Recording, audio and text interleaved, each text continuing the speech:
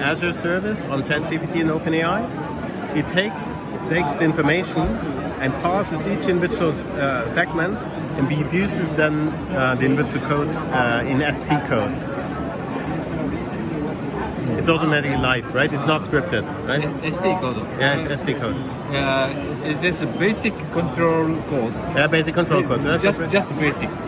Yes, it's ST code. So this is where you then deploy as a configure and then deploy it on the control itself, right?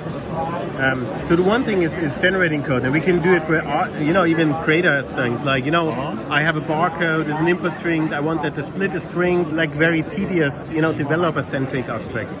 And it's again, it's not scripted, right? It's live connected to the Azure stack, right? We teach the system. It's called prompt engineering. We teach the system advising, understanding the knowledge about that, right? A bit of what the syntax, semantics of ST and STL is, right? In order to then, and then produces that.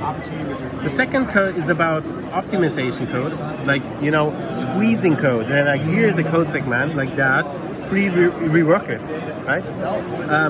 What seems to be after we talk to a lot to the developers, what they have is actually documentation, because developers are writing code but are really bad in documenting stuff, right? So we turn to systems like, hey, please provide the documentation for the following code, right?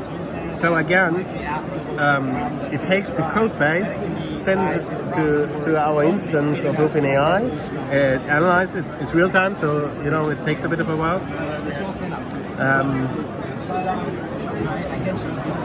And then it explains step by step, and in this here overall aspect what is done. This is especially important if you have working with collaboration to each other, because you get the code from other or from integration, right? And then you so this is another use case. And then you have obviously calculating vector or fixing problems in the code base. If you have access